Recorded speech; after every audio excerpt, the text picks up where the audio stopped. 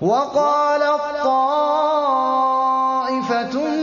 من أهل الكتاب آمنوا بالذي أنزل على الذين آمنوا وجه النهار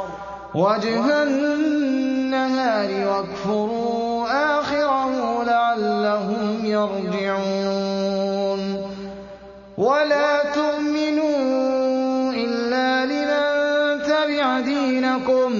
قل إن الهدى هدى الله أن يؤتى أحد مثل ما